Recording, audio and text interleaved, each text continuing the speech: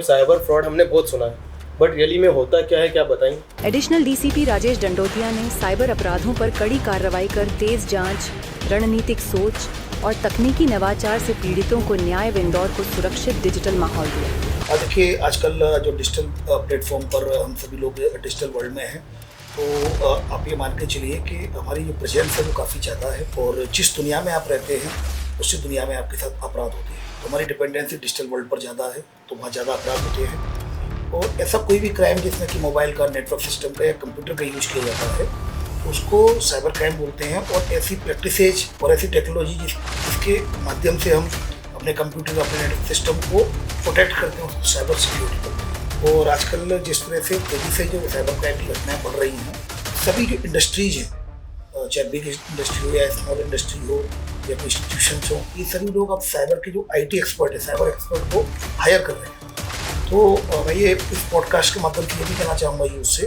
कि IT जो expert है, साइबर एक्सपर्ट है, उनकी काफ़ी ये गोल्डन टाइम रहेगा जॉब्स के लिए। काफ़ी ज़्यादा जॉब्स अवेलेबल रहेंगी, तो ये फील्ड काफ़ी ज़्यादा बूम पर आने वाली है। सर, जैसे AI है, आर्टिफिशियल इंटेलिजेंस, लोगों ने इसके बारे में बहुत ज़्यादा सर्च कर रहे हैं। अभी इन फ्यूचर कहा जा रहा है कि पूरा वर्ल्ड AI पे ही चलेगा, तो AI से इसका मिसयूजेस क्या क्या हो सकता है अब साइबर क्राइम में आपके हिसाब से?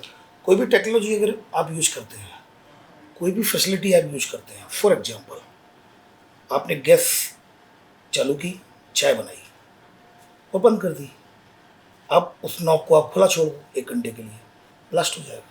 बिल्कुल सर। आपने बाइक चला रहे हो, एक्सीलेटर पर है, ब्रेक से हाथ छोड़ दो तो टकरा जाएगी। तो हर टेक्नोलॉजी का यूज अगर आप उसके बारे में जानकर यूज करते हो तो वो यूजफुल है। और अगर आप केवल उसके क्या एडवांटेज है उनको जान के केवल यूज करते हो और उसके नेगेटिव एस्पेक्ट क्या है, उसमें क्या क्या सावधानियां रखनी है, तो आप फिर इसका दुरुपयोग होता है और आप कहीं ना कहीं इसमें टारगेट बन सकते हो। AI is a great technology.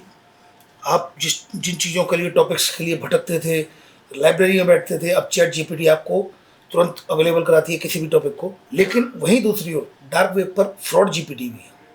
Fraud GPT भी है डार्क वेब पर जो सेल होती है, और उसमें ये है कि अगर आपके पास किसी व्यक्ति के पास उसका नाम है, उसका एड्रेस है, उसका मोबाइल नंबर है, या वो प्रोफेशन है, क्या करता है, कुछ एक आपने अगर वो एरिया उनके भर दिए, तो फ्रॉड GPT आपको एनालिसिस करके बता देगा कि इस व्यक्ति के साथ कौन सा फ्रॉड किया जा सकता है। तो same thing again chat GPT, fraud GPT। तो उसी तरीके से AI का आप ये मान के चलिए आने वाले समय में साइबर फ्रॉडस्टर बहुत यूज करने वाले हैं। ये बड़ा चैलेंजिंग टाइम होगा 2025-26। इसमें सबसे ज़्यादा AI जनरेटेड साइबर फ्रॉड होने की होंगे, और उसमें बहुत बड़ा चैलेंज रहेगा लॉ एनफोर्समेंट एजेंसी के लिए। आपके हिसाब से जो अभी चल रहा है साइबर क्राइम और इस सब पे, जो हमारे साइबर लॉज है, वो पर्याप्त है कि कानून में इसकी और थोड़ा बहुत संशोधन करने की जरूरत है? संशोधन की जरूरत है। अभी जो कानून बने हैं काफ़ी वैसे पर्याप्त हैं। एक जो मुझे जो एरिया समझ में आ रहा है जहाँ काम करने की ज़रूरत है, जहाँ कानून बनने की ज़रूरत है, वो जो मुझे लगता है कि जल्दी ही सब बन भी जाएगा। देखिए, पहले जो कानून था अब उसको और मजबूत किया गया है नए कानून में। ऑर्गेनाइज क्राइम की संज्ञा में आ गया है, साइबर फ्रॉड को ऑर्गेनाइज क्राइम में रखा गया है। ये बहुत अच्छी बात है।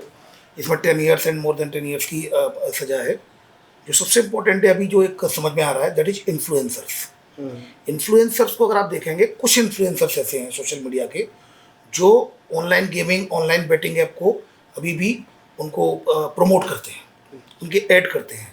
तो ये कहीं ना कहीं वहाँ पर कानून अभी थोड़ा सा कहीं ना कहीं स्ट्रॉन्ग कानून बनाने की ज़रूरत है, जहाँ पर कि इन इन्फ्लुएंसर के खिलाफ भी, सोशल मीडिया इन्फ्लुएंसर जो इलीगल ऐप्स, इलीगल वेबसाइट को ये प्रमोट करते हैं, तो इनके खिलाफ भी कड़ी कार्रवाई की जा सके। तो मुझे लगता है कि और वो जल्दी आने वाला है। सर, आपने बैटिंग का ही बताया, हाल ही में IPL शुरू हुए हैं। IPL में बैटिंग, गैम्बलिंग बहुत होती है। इंदौर में भी आप जानते हैं कि बहुत जगहों पे होती है। बहुत सारे दुबई से या अलग अलग महाकाल बुक या जो भी पकड़ा है अभी, इसमें आपके क्या कदम रहेंगे? और देखिए, हम लगातार ऑनलाइन जो गेमिंग ऐप है और बैटिंग ऐप है, इसमें लगातार हम कार्रवाई कर रहे हैं। क्राइम ब्रांच ने अभी पिछले 2 महीनों में 3 बड़े बड़े गैंग पकड़े हैं, तो उसमें हम लगातार कार्रवाई कर रहे हैं। उनके जो सर्वर्स होते हैं बेसिकली, इसमें लगातार हम IPL को भी टारगेट रखा हुआ है। IPL में भी आइडेंटिफाइड कर रहे हैं ऐसे गैंग्स को, उन पर भी कार्रवाई करेंगे। सर, क्या आप बताना चाहेंगे कि अगर ऐसा कोई कुछ करता है तो उसे कैसी सज़ा हो सकती है, कितनी सज़ा हो सकती है? देखिए, उसको सज़ा उसमें 420 पे भी जा सकता है। सिम का कौन सी सिम का इस्तेमाल कर रहा है, और उसमें जो धोखाधड़ी की धाराएं हैं उनको वो आकर्षित करती हैं, क्योंकि आप सिम किसी और के नाम से डॉक्यूमेंट लगा के सिम चला रहे हो। आप दूसरा जो बैंक अकाउंट्स है जिसमें आप पैसा ले रहे हो, वो किसी दूसरे का बैंक अकाउंट आप ऑपरेट कर रहे हो, तो इसमें धोखाधड़ी की विभिन्न धाराओं में जेल जा सकते हैं। सर आपने एक टॉपिक निकाला था इन्फ्लुएंसर्स। सर इन्फ्लुएंसर में अधिकतर आपने देखा होगा स्टैंड अप कॉमेडियंस के ऊपर बहुत सारे केसेस बनते हैं। हाल ही में कुणाल कमरा जी के ऊपर भी बना है। इंदौर में ही मुनव्वर फारूकी के ऊपर भी केस बना था। अगर ये इन्फ्लुएंसर्स का कहना ये रहता है कि क्या हमारे द्वारा कहा गया ज़्यादा बड़ा क्राइम है या फिर जो रियल में क्राइम कर रहे हैं, किसी के साथ घटना हो रही है, चोरी हो रही है, वो बड़े क्राइम है? देखिए, सबसे पहले तो हमें ये समझना होगा कि हम कौन हैं। अगर हम सोशल मीडिया इन्फ्लुएंसर हैं, हम लोगों को इन्फ्लुएंस करते हैं, तो वॉल्यूम काफ़ी बड़ा है। अगर आप देखेंगे तो कितना वॉल्यूम है। इन्फ्लुएंसर जिनके लाखों में मिलियंस में व्यू जा रहे हैं, तो कहीं ना कहीं आपकी जिम्मेदारी होती है कि आप जो कंटेंट बोलें वो अनलॉफुल कंटेंट ना हो, क्योंकि उसको भी फिर आपके फॉलोअर्स देखेंगे, तो उसकी वायरल कैपेसिटी ज़्यादा होती है। सोशल मीडिया इन्फ्लुएंसर है, इन्फ्लुएंसर मतलब इन्फ्लुएंस करने वाला। तो जब चूंकि वो इन्फ्लुएंसर है, अगर उसने कोई अनलॉफुल कंटेंट बोल दिया है, तो ऐसी स्थिति में उसकी बड़ी जिम्मेदारी बनती है, क्योंकि उसको फॉलो बहुत लोग कर रहे हैं, तो वायरल होगा तो अफेक्टेड ज़्यादा लोग। कि धनौतिया सर जो है वो क्राइम ब्रांच में है, बट वो साइबर क्राइम की तरफ इतना क्यों इन्वॉल्व है या क्या रीज़न है? देखिए, सबसे इम्पोर्टेंट ये है कि क्राइम ब्रांच में मैं पहले ग्वालियर में भी था, इससे पहले एडिशनल एसपी ईस्ट, एक सर्किल था east circle, and additional SP crime branch का अतिरिक्त चार्ज था। क्राइम ब्रांच में साइबर क्राइम एक विंग होती है, डेली कंप्लेंट्स आती हैं। ग्वालियर में एडिशनल एसपी जब क्राइम ब्रांच था तो 15 से 20 कंप्लेंट आती थी। तो वहाँ फिर मैंने इनिशिएट लिया, सेशंस लिए, तो वहाँ फिर जब मेरा 1.5 साल में, वहाँ से फिर मैं ट्रांसफ़र यहाँ हुआ additional SP crime branch Indore. तो वहाँ पर 15 to 20 कंप्लेंट्स पर डे आती थी, वो लगभग 10 to 12 कंप्लेंट्स पर डे रह गई, just because of the awareness campaign. जैसे ही मैं यहाँ आया, वो क्राइम ब्रांच का पार्ट है साइबर क्राइम। सारी जो कंप्लेंट रजिस्टर्ड होती हैं 1930 पे हो, या फिर साइबर हेल्पलाइन नंबर है जो क्राइम ब्रांच ने जारी किया है। क्राइम ब्रांच ने ही साइबर हेल्पलाइन नंबर जारी किया है 7049124445। तो जितने भी कंप्लेंट्स आते हैं साइबर फ्रॉड के, या तो स्टेट साइबर सेल आते हैं या फिर क्राइम ब्रांच। तो क्राइम ब्रांच में आते हैं, यहाँ कंप्लेंट रजिस्टर्ड होती है। जब मैंने ज्वाइन किया तो 35 to 40 कंप्लेंट्स पर डे आती थी। अब ये है कि 1.5 साल की कड़ी मेहनत के बाद अवेयरनेस कैंपेन चलाए गए हैं सभी लोगों। इंदौर पुलिस कमिश्नरेट में लगातार ये अवेयरनेस कैंपेन चले। अभी स्थिति ऐसी हो गई कि लगभग 25 to 30 के बीच में ये कंप्लेंट्स रह गई हैं। तो मैं इसलिए जानता हूँ कि awareness is effective measures to control cyber crime. फिर उसके अलावा हमने कई आरोपी पकड़े ऑल ओवर इंडिया से साइबर फ्रॉड के, जिसमें 30 से ज़्यादा डिजिटल अरेस्ट के आरोपी थे, इन्वेस्टमेंट फ्रॉड के भी आरोपी थे। फिर कुछ केसेज में ये आया है कि जो IP एड्रेस आया, तो वो IP एड्रेस हांगकॉन्ग का, लाओस का, कंबोडिया का। तो इससे एक बात और समझ में आई कि जो पैसा है यहाँ से साइबर फ्रॉडस्टर या इंडियंस के अकाउंट्स का और सिम का यूज करते हुए ये बाहर बैठे हुए हैं। डिजिटल अरेस्ट की आप जितने भी वीडियो देखते हैं, आपको लगता है कोई दिल्ली हैदराबाद बैठा है, नहीं, ये सब बाहर बैठे हुए हैं। और ये सारा पैसा वहाँ बाहर ट्रांसफ़र हो रहा है बाइनेंस ऐप के जरिए, क्रिप्टो करेंसी में कन्वर्ट होके USDT या फिर बिट्सकॉइन। तो ऐसी स्थिति में ये बड़ा चैलेंज हो जाता है बाहर से रिकवर करना। तो फिर हमारे हाथ में सबसे इफेक्टिव टूल क्या है? That is awareness. हम उस व्यक्ति को, प्रत्येक व्यक्ति के बीच में जाकर ये बताएं कि आप साइबर फ्रॉड से कैसे बच सकते हैं। तो वो इफेक्टिव टूल है। आप ये खुद सोचें, मेरे लिए ये ज़्यादा आसान है कि मैं एक स्कूल या कॉलेज में जाके 500 लोगों को ब्रीफ करूं, 1.5 घंटे का एक सेशन लूं और उनको बताऊं, उनकी क्वेरीज को क्लियर करूं, बजाय इसके कि केसेज में मैं यहाँ से पहले नोडल एजेंसी को लिखूं, नोडल एजेंसी फिर सेंट्रल नोडल एजेंसी को लिखेगी, फिर वहाँ से परमिशन आएगी इन्वेस्टिगेशन की, तब मैं वहाँ जाऊँगा। Prevention is always better than cure. Awareness is only effective tool for controlling cyber crime. आपने देखा होगा मन की बात में अभी हमारे आदरणीय प्रधानमंत्री नरेंद्र मोदी जी ने भी क्या बात बोली थी कि अगर आपके साथ फ्रॉड होता है तो आप तत्काल दूसरे लोगों को बताएं, जिससे दूसरे लोग अवेयर रहें, जागरूक रहें। जागरूकता ही बचाव है। तो ये मैं इस बात को बहुत अच्छे से जान चुका हूँ। मैं एक FIR रजिस्टर्ड करता हूँ, आरोपियों को पकड़ता हूँ, सिम होल्डर, अकाउंट होल्डर मिलते हैं, लेकिन जो पैसा गया है एक्चुअल विदेश में चला गया, ट्रांसफर हो गया। तो अल्टीमेटली फिर आपके पास क्या इफेक्टिव टूल है? आप अपने प्रत्येक व्यक्ति को ये समझाएं कि ये मेजर्स हैं, ऐसे फ्रॉड होता है, इस तरह के कॉल्स आते हैं और हमें ये सावधानी रखें। सर ये बचने के उपाय तो हम समझ गए, नरेंद्र मोदी जी का वो मुहिम भी चल रही है, हम किसी को कॉल भी करते हैं तो सबसे पहले यही बात शुरू होती है कि साइबर फ्रॉड से बचिए, इससे बचिए, उससे बचिए। बट सर मेरा ये कहना है कि अगर किसी का हो जाता है, किसी का फ्रॉड हो चुका है, तो उससे वापस पैसा रिफंड हो पाएगा उनका? सबसे पहले इंपॉर्टेंट ये है कि हमें ये मालूम होना चाहिए कि हमें रिपोर्ट कहाँ करनी है। अगर आपके साथ फ्रॉड होता है और आप रेफरेंस ढूंढ रहे हो, 2-3 दिन ऐसे ही घूम रहे हो, सबसे पहले आपको ये अवेयर होना चाहिए कि रिपोर्ट कहाँ होती है। 1930 नेशनल साइबर हेल्पलाइन नंबर है। आपके साथ जैसे ही फ्रॉड होता है, इमीडिएटली 1930 पे कॉल करके अपनी कंप्लेंट रजिस्टर कराएं। सबसे पहले कंप्लेंट रजिस्टर कराएं 1930 पे। आपके पास कॉल आएगा, आपसे नज़दीकी थाने में चले जाएँ या क्राइम ब्रांच में आ जाएँ। मैं आपको इसका फ़ायदा बताता हूँ। 1930 पे कंप्लेंट करें। अगर ट्रैफिक ज़्यादा हो रहा है, अगर आप इंदौर के विक्टिम हैं तो 7049124445 पे कंप्लेंट करें। ये इंदौर क्राइम ब्रांच ने साइबर हेल्पलाइन नंबर जारी किया है। इसके अलावा अगर सर ट्रैफिक चल रहा है तो आप ऑनलाइन रिपोर्टिंग पोर्टल है www.cybercrime.gov.in, आप इस पर भी कंप्लेंट करके अपनी कंप्लेंट रजिस्टर करा सकते हैं।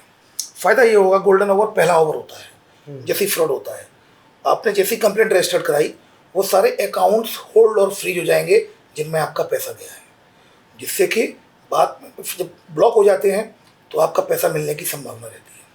2024 में क्राइम ब्रांच इंदौर ने विक्टिम्स के 14 करोड़ 20 लाख रुपए वापस कराए हैं। पर ये वो विक्टिम थे जो अवेयर थे, जिन्होंने कोई समय नहीं गवाया, जैसे ही फ्रॉड हुआ तत्काल 1930 पे कंप्लेंट की। सो मैं इस पॉडकास्ट के माध्यम से मैं सभी व्यूअर्स को ये कहना चाहूँगा, 1930 पर आप कॉल करें। अगर आप यहाँ के इंदौर के रहने वाले हैं और केरल में भी फ्रॉड हुआ है तो 1930 पर कॉल करें। अगर आप इंदौर के विक्टिम हैं तो 7049124445 इस पर कॉल करें। ट्रैफिक ज़्यादा है, नंबर किसी कारणों से व्यस्त आ रहा है तो ऑनलाइन रिपोर्टिंग पोर्टल है www.cybercrime.gov.in। रिमेंबर वन थिंग, पैसा मिलेगा या नहीं मिलेगा ये बात की बात है। सबसे पहले हम उस संभावना को जिंदा रखें कि पैसा मिलेगा, और संभावना जिंदा तभी रहेगी जब हम तुरंत ही उसकी रिपोर्ट कर देंगे, हम तुरंत ब्लॉक करा देंगे उन अकाउंट्स को। तो साइबर फ्रॉडस्टर्स के पास इतना समय हमने नहीं दिया कि वो पैसा विड्रॉ कर पाए। जब तक वो विड्रॉ कर पाएगा तब तक हमने ब्लॉक करा दिया, तो इमीडिएटली बैंक से इन्फॉर्मेशन आ जाएगी और माननीय न्यायालय के माध्यम से वो पैसा हमें वापस मिल जाता है। एक एग्जांपल बताता हूँ मैं आपको। 2024 में एक डिजिटल अरेस्ट का केस हुआ। एक रिटायर्ड स्कूल के प्रिंसिपल थे, प्राध्यापक थे, तो उनके साथ फ्रॉड हुआ 32 लाख का डिजिटल अरेस्ट। उन्होंने पूरा पैसा इकट्ठा किया था जीपीएफ का। वो किडनी ट्रांसप्लांट करनी थी उनको, किडनी था या लिवर ट्रांसप्लांट का था, संभवतः किडनी ट्रांसप्लांट थी और पूना जाना था उनको। तो 32 लाख का फ्रॉड हो गया उनके साथ, और क्राइम ब्रांच ने कड़ी मेहनत करते हुए सारे अकाउंट ब्लॉक कराए, 27 लाख वापस कराए। वो यहाँ वापस मिलने आए कि सर अब मेरा पैसा मिल चुका है और अब मैं पूना इलाज के लिए जा रहा हूँ। तो पॉइंट हियर इज दैट कि हमें अवेयर रहना होगा। उसकी अवेयरनेस ने उसका बचाव किया, आपकी अवेयरनेस ही आपका बचाव करेगी। मैं फिर कह रहा हूँ, जागरूकता ही बचाओ। सर हमने देखा है कि अधिकतर जब फ्रॉड होता है तो सिर्फ और सिर्फ फ्रॉड किया गया ये छापा जाता है, लेकिन ये कभी नहीं बताया जाता कि पुलिस के द्वारा, हमारे प्रशासन के द्वारा वापस से वो पैसा रिफंड कराया गया है या कितना रिफंड कराया गया है, या किस खबर बहुत छोटी है, अपराधियों को छोटी निकलती है, क्योंकि अब बहुत ज़्यादा इंटरेस्ट रहता नहीं है। मीडिया भी एक्चुअली में कुछ मसालेदार हो तो थोड़ा सा ठीक लगेगा। हालांकि ये भी कवरेज करते हैं वो लोग, इसको भी कवरेज किया जाता है, पर निश्चित रूप से सही कहना है कि इसका कवरेज काफ़ी कम होता है।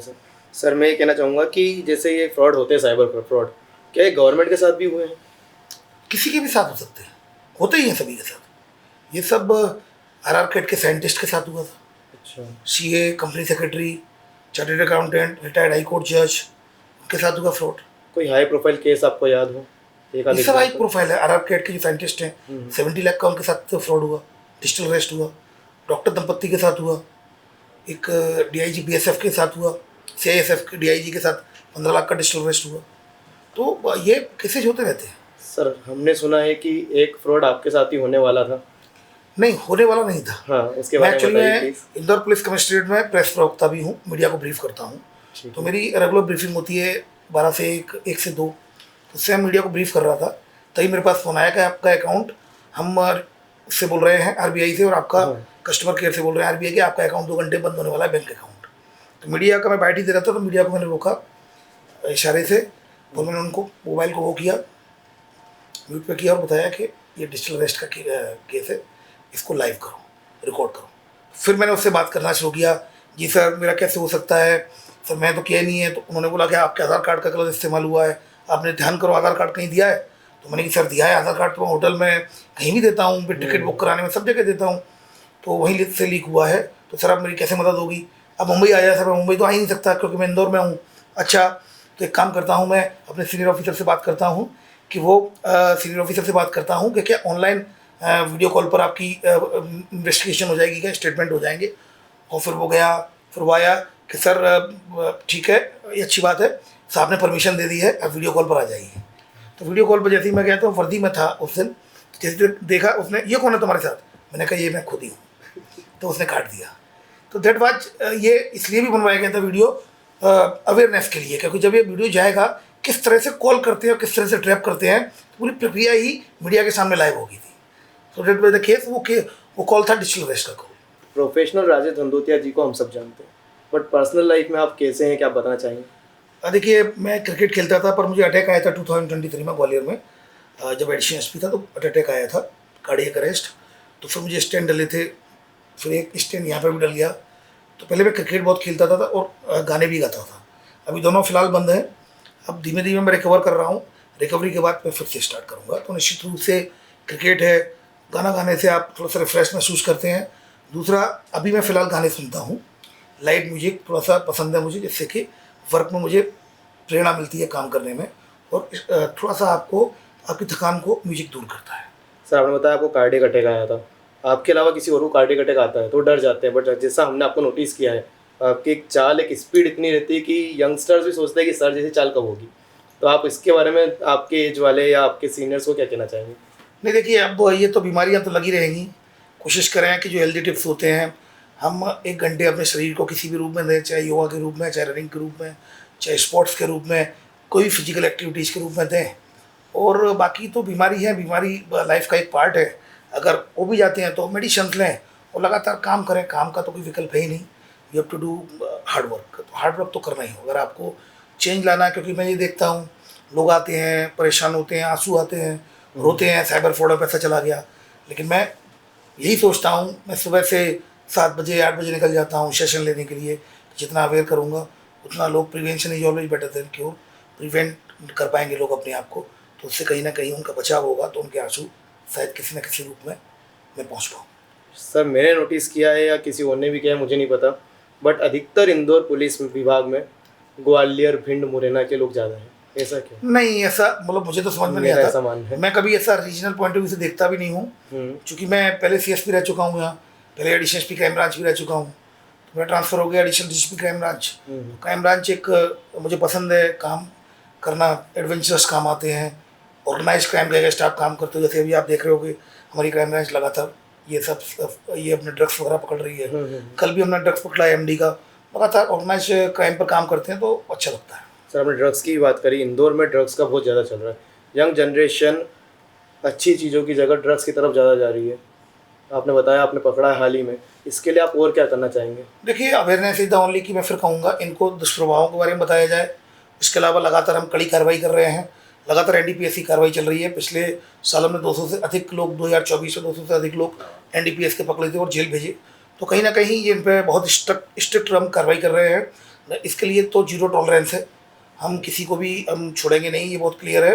इंदौर पुलिस कमिश्नरेट में कमिश्नर सर के स्पष्ट आदेश हैं कि इसमें ड्रग्स के खिलाफ 0 टॉलरेंस के तहत कार्रवाई करनी है, और लगातार हम काम कर रहे हैं इसमें। और इसमें जो भी ड्रग्स में इन्वॉल्व होंगे, चाहे पेडलर हों और चाहे इसको बड़े या छोटे स्तर पर सप्लाई करने वाले, सभी आरोपी बनेंगे। सर, इंदौर में एक चीज़ बहुत नोटिस करी जा रही है, जब से कमिश्नर सर आए हैं तब से जो भी अपराधी होता है वो थाने से कोर्ट पहुंचने तक के उसके शरीर का एक ना एक हिस्सा टूटा हुआ रहता है। ऐसा नहीं है, वो कई बार सहयोग होता है, भागने की कोशिश करते हैं या गिर जाते हैं, तो इस वजह से उनको चोट आ जाती है। सर, आपकी फैमिली के बारे में जानना चाहेंगे। आपके फादर? मेरे फादर एक्सपायर हो गए 2010 में, जब मैं CSP ग्वालियर था। और किसान थे, फिर छोटी मोटी उन्होंने कॉन्ट्रैक्टरशिप की। मतलब बहुत ही मध्यम परिवार से थे हम। और बस हमने स्टार्ट किया। अपने 11th तक स्टडी की थी, फिर 11th शायद पास नहीं हो पाए थे। और फिर मम्मी ने स्टडी की, AA किया। मम्मी भी पहले तैयारी करती थी PSC की, फिर वो सिलेक्ट नहीं हो पाई। फिर चूँकि मैं छोटा था तो मैं उनकी तैयारी कराता था, ऑब्जेक्टिव्स आते थे। फिर धीमे धीमे जब ग्रेजुएशन हुआ, फिर मैंने भी तैयारी शुरू की, तो 30 अटेम्प्ट में क्लियर हो गया और इस तरह से मैं सिलेक्ट हुआ। मेरी वाइफ भी अभी DSP है और RAPTC में अभी जॉब कर रही है। एक छोटा बच्चा है जो कि लगभग 6 साल का हो जाएगा अभी, 30 मार्च को 6 साल का हो जाएगा। तो बस यही है फैमिली। साथ में ही पोस्टेड है मेरी वाइफ यहाँ RAPTC में। हाँ, तो वो भी पुलिस डिपार्टमेंट में ही है। मैं काम कर रहा हूँ। 4 भाई है। मेरे छोटा भाई IRS है जो रायपुर में पोस्टेड है, एडिशनल कमिश्नर GST, जो UPSC सिलेक्ट हुआ था। और 2 भाई, एक बड़े भाई है और एक और छोटा भाई है। कुल मिला के 4 भाई है और एक सिस्टर है। तो बस ठीक है, सब ठीक चल रहा है। सर, आपकी फैमिली में मतलब 3 तो गवर्नमेंट ऑफिसर्स ही हो गए। वाइफ, हमको आज पता चला ये तो कि मैम भी ऑफिसर ही हैं। आपको अजीब नहीं लगता? आपको क्या लगता है आपके बेटे के ऊपर, आपके बेटे बेटी के सर क्या है? लड़का है वो मेरा, अभी शेरिंग बोर्ड तो स्कूल में पढ़ रहा है। आप अगर इतने हैं, जैसे आपने बताया कि आपकी मम्मी के डबल मास्टर्स है, मुझे अच्छा लगा कहते हुए कि मेरी मम्मी ने भी डबल मास्टर्स किया है, वही पीएससी की तैयारी कर रहे थे, बट किसी कारणवश उनका भी ये कहना था कि तुम छोटे थे तो हम कर नहीं पाए। अब हम उस फील्ड में कोशिश हमने भी करी थी बट It's हो नहीं okay. पाया।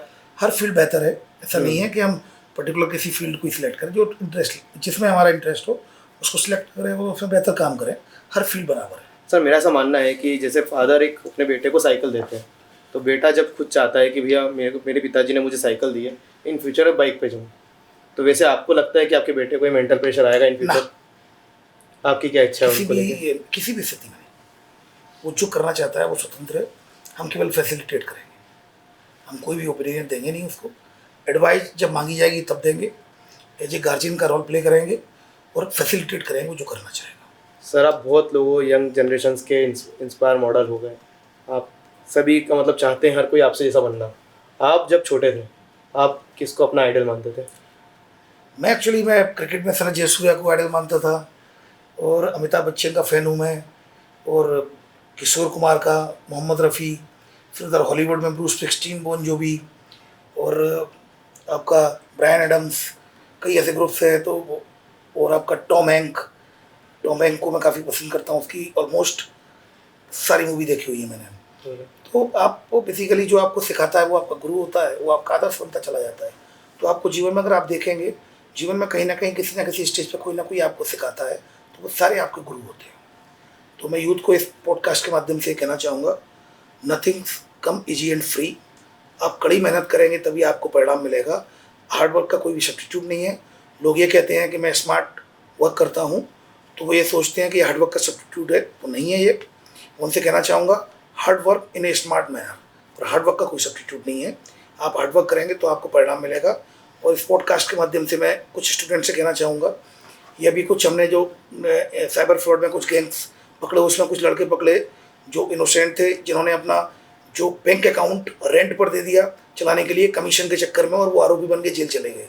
जिसमें एक डॉक्टर भी था और एक बीटेक कर रहा था, इंजीनियर था। तो मैं इस पॉडकास्ट के माध्यम से कहना चाहूँगा, अपना कोई भी अगर अकाउंट होता है, बैंक अकाउंट, आप किसी को रेंट पर या कमीशन पर कभी नहीं देना है, क्योंकि इसमें साइबर फ्रॉडिस्टर पैसे को फ्लोट कराते हैं। फ्रॉड का पैसा इसमें आता है और यहाँ से फिर वो ट्रांसफ़र कर लेते हैं। चूँकि आपके डॉक्यूमेंट्स होते हैं, आपका अकाउंट होता है, इसलिए आप भी उसमें कानून में आरोपी बन जाते हैं। तो कभी भी इजी मनी के चक्कर में कभी नहीं पड़ना है, कमीशन के चक्कर में नहीं पड़ना है, कड़ी मेहनत करनी है। सर एक पर्सनल क्वेश्चन थोड़ा सा पूछना चाहूँगा। हाल ही में आपने देखा है कि इंदौर हाई कोर्ट पे वकील वर्सेस पुलिस, ऐसा एक मीडिया के द्वारा एक बाइट बनाई गई थी, इसमें आपका क्या कहना है? उसमें तो एक कमेटी बन गई है और वो जांच कर रही है, और जो एविडेंसेज आएंगे इन्वेस्टिगेशन में आएंगे, उसमें एफआईआर भी हुई है और सीसीटीवी फुटेज भी है। जो भी इन्वेस्टिगेशन में आएगा उसमें ऑलरेडी सभी की एक कमेटी बन गई है, सभी उसमें हैं। उसमें वकील बार एसोसिएशन के भी पदाधिकारी हैं, पुलिस के भी हैं, और उसमें जो भी इन्वेस्टिगेशन में आएगा, जो भी जांच में आएगा, उस आधार पर कार्रवाई होगी। सर मुझे जितना पता है कि आपकी ग्वालियर, जबलपुर, इंदौर तीनों जगह पोस्टिंग रही है। हमारे मध्य प्रदेश के भी 3 हाई कोर्ट है, तो क्या आपका हाई कोर्ट से ज़्यादा लगाव है या वकीलों से ज़्यादा लगाव है? ये तो मुझे पहली बार समझ में आ रहा है कि बात तो सही है कि जबलपुर में मेन हाई कोर्ट है, और उसके बाद 2 खंडपीठ हैं जो, हाँ, तो वो यहाँ पर है इंदौर। ग्वालियर। ग्वालियर अच्छी बात है, ये तो कोई इंसिडेंस है। ऐसा नहीं है कि वकील और पुलिस के रिश्ते नहीं होते, रिश्ते सर के एक बहुत संयोग मान ले, संजोग मान ले। सही हो, बिल्कुल। सर बहुत अच्छा लगा आपसे बात करके। सर ने जितनी भी राय दी है, जितनी भी गाइडेंस दी है, 1930 हो या इंदौर का पर्सनल नंबर हो, सर का जो वर्डिंग थी कि गोल्डन आवर, 1 घंटे के अंदर अगर आप रिपोर्ट करते हैं तो आपका पैसा रिफंड होने के बहुत ज़्यादा चांसेस है। पैसा रिफंड होना सेकेंडरी थिंग है, बट आपको खुद को समझना पड़ेगा कि आपका जो व्यक्ति है, जिसके साथ फ्रॉड हुआ है, कल को वो व्यक्ति किसी और के साथ फ्रॉड ना करे, आप सतर्क करें। सर ने हमेशा एक ही लाइन कही अभी, prevention is better than cure. तो हम इस बात का ध्यान रखेंगे। सर को आश्वस्त करते हैं कि अगली बार से इस पॉडकास्ट के माध्यम से सब ध्यान रखेंगे, सर की हेल्प करेंगे और खुद भी इस चीज़ को समझेंगे। Thank you so much sir. Thank you very much.